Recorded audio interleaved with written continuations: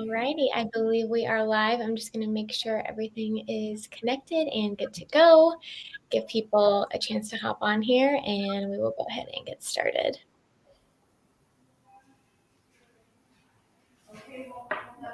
Alrighty, we are good to go. I believe that we are live. So hello everyone and welcome to our Facebook Live presentation. We are live here with Claire, who is a Boys Town foster parent, and we're going to be discussing Teach Love and all about becoming a Boys Town foster parent through our foster family services.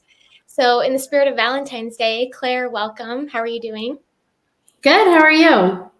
Good. Our stream key just went out on Facebook. I know we're live on Instagram and YouTube right now, so I'm just going to go ahead and reconnect our stream really quick. We've been having some trouble here, so let me go ahead and add that here and make sure it goes through, and then we can continue our chat here. All right, just want to make sure it pulls in so everyone can see us. All right, see.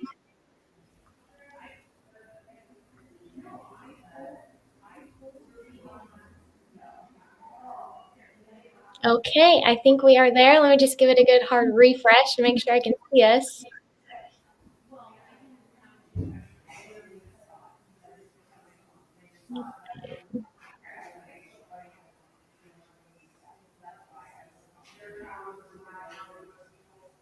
Okay, we are live. Thanks, everyone. We had a little bit of a technical difficulty there. I wanted to make sure everyone could see us before we started talking, so appreciate your patience. But hello, good afternoon. My name is Gabby, and we are live here with Claire, who is a foster parent through Boys Town Foster Family Services.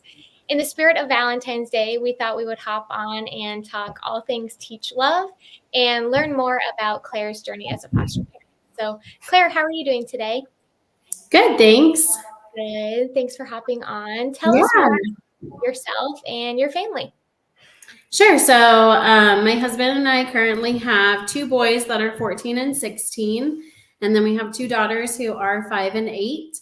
And then we currently have two foster placements right now that are 14 months and 19 months. So the 14-month is a boy and the 19-month-old is a girl. Sounds like a very busy and fun household. Yes. So what made you interested in becoming a foster parent?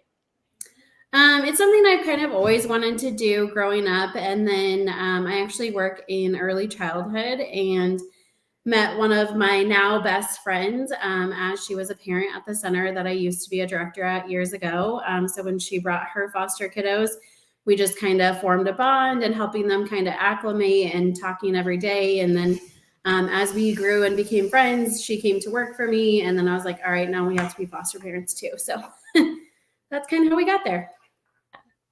So take us back to the beginning, when you first said to yourself, okay, we're jumping in, we're becoming foster parents. What drew you to Boys Town Foster Family Services specifically? I think for us specifically with Boys Town, it was just the reputation in the community. I've always heard good things from Boys Town families that I knew of, always heard good things online and have taken our kids, to pediatric clinics and just different things there. And so I think it's really just that reputation in the community. And we've had great support with our Boys Town representatives. So I've been very happy with that choice. Mm-hmm. What kind of support do you get through Boys Town Foster Family Services? So we have our family support Boys Town worker. Her name's Sydney, and she's wonderful. We see her twice a month. But I can text her for anything that I need. I can call her if something's going on. If I want to just talk through a situation, I'm like, hey, here's what happened. Here's what I want to do. Do you think that's a good idea? She's always a good sounding board. Mm-hmm. Yeah, I think that's definitely unique about Boys Town is that support is 24/7. And especially when you first become a foster parent, I know it probably for some of you watching who maybe are on the fence about it, you might think, I don't know if I'm quite ready or feel like I have all the skills. You don't need all the skills, right, Claire? Because we do training ongoing and like I said, 24/7 support. So Sydney's we couldn't do it without that support for sure. Yeah, that's wonderful. Great to hear.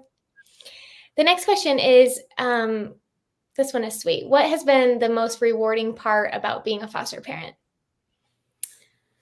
I say the most rewarding part is just seeing like the changes, what you're doing every day. Like some days are easy, some days are really hard, and sometimes the behaviors can be really hard.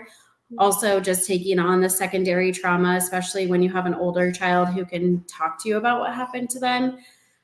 So I think just seeing that, like their face light up when they see you, when you come to pick them up from school or daycare, the consistency, or like if they, we had an older one previously. So like when she would come out beaming and proud of like a grade or something that she had accomplished that nobody had maybe recognized in the past. And so just seeing that accomplishment for them and that sense of pride and that light in their eyes. Mm-hmm. Yeah.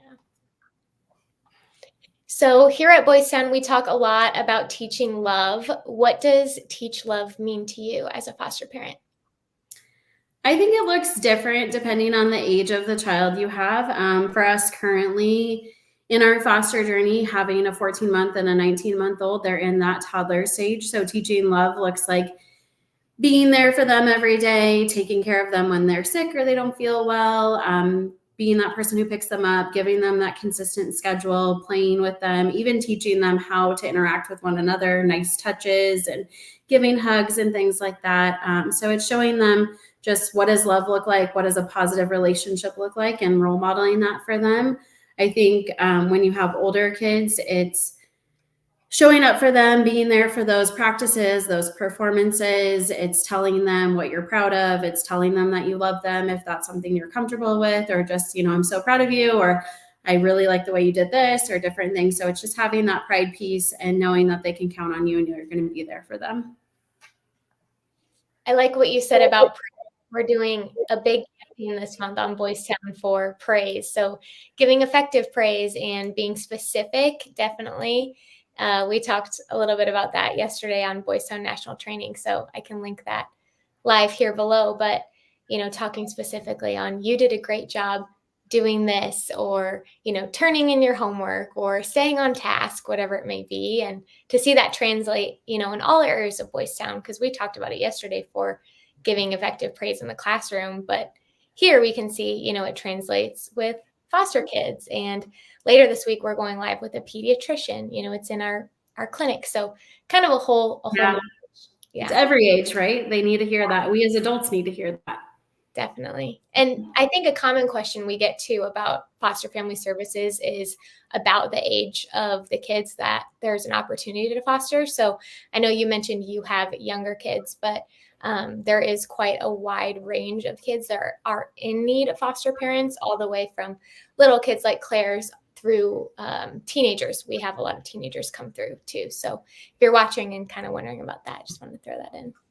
Well, and I would add into that too, like when we originally went into fostering, we did not want to take anybody older than our youngest, who at the time was 3. And the first call we got that we really considered was actually for an 8-year-old. And we said we weren't going to.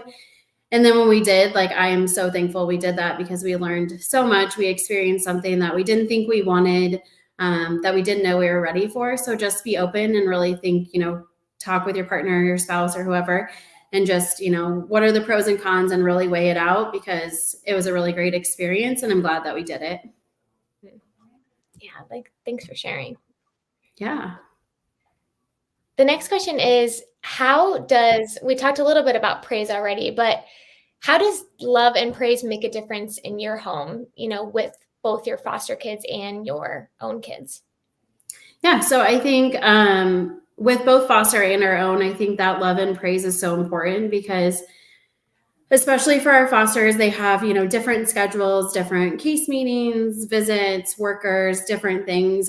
So their schedule can be ever changing. And so I think having that praise and that love just gives them a safe place to fall back on. So if they're having a hard day, or they're more emotional, or they're sleep deprived, even for our older kids, just knowing that, like, it's a safe place. They can have that meltdown, or they can talk about their frustrations, and they're still going to receive praise for what they're doing well, and still receive that love and compassion as well. Yeah. Why is it important to effectively praise kids, especially those who you foster who may have come from a background of abuse or neglect?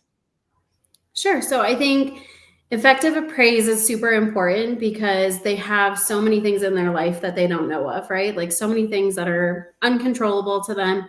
So when you praise them effectively, they understand. It's very clear, it's very kind. They understand, I'm really proud of you that you did this because it, produced this outcome or whatever. So I think having that effective praise, it's just clear and it's kind and it's important, and it gives them an understanding of exactly what you mean. And there's nothing left open for interpretation where they're like, well, maybe she meant this or maybe she meant that. Like, nope, they understand exactly what it is and why you're proud of them or what you're praising them for.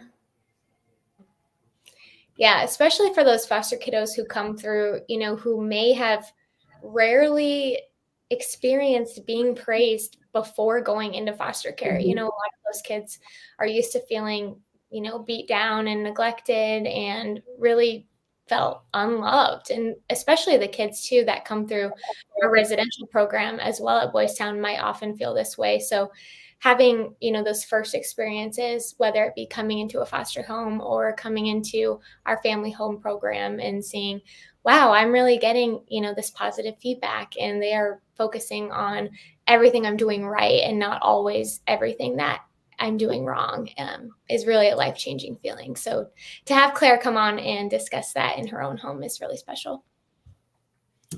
Wonderful. So, with that sentiment, Claire, for anyone watching who might be considering becoming a foster parent, what would you say to them? I would just say to open your heart, open your mind. If you can, connect with the Boys Town service and just see, like what questions you have. Get in touch with a foster parent who can answer it for you. But just keep an open mind, keep an open heart. And I don't think I've met anybody that's ever regretted doing it. So if it's in your heart and it's a calling, maybe the time might not be right now, but maybe it is in 6 months or a year or whatever. So just keep your heart open to it. And I would say go for it. Yes. We have someone on Instagram asking, what are the requirements for fostering? So I will make sure to link. It's just boystown.org/foster. And that will bring you to our landing page that lists all the different requirements. A lot of people ask, do I have to be married? Do I have to have a certain job or a certain living situation? It's open. So the requirements are probably less than what you would think. And like I mentioned, we have a lot of training and a lot of specialized trainers like Claire's representative, Cindy, who helps her along the line 24/7 support. So if you want to check out boystown.org/foster. If you're watching on Facebook, it's linked right above this video. So you can go ahead and click on that and fill out the inquiry form. Someone will be in contact, or you can go ahead and call our line directly. We have foster family services available in New England, Florida, and Nebraska. So we really hope you apply, and we are always, always in need. So thank you so much for asking that question. And I just want to check and make sure that I'm not missing any other ones before we hop off, but I think that's it. So if you're watching this video maybe later tonight or within the next few days and you have a remaining question, go ahead and leave it in the comments, and I will make sure to direct it and get you the answer that you need. Claire, thanks for taking time out of your busy day, with a busy job and many kids to look after. I appreciate you taking time. Yeah, it was great to connect, and hopefully everybody will see this, and if it's in your heart, you'll get out there and look it up and start fostering. Yes. And if not, support a foster family that because it's a hard job and it takes a village. So even if you can't foster, you can still in other ways. Yes, definitely. Well, thank you everyone so much for watching. Happy early Valentine's Day, and make sure you teach love this week. Thanks. Bye-bye.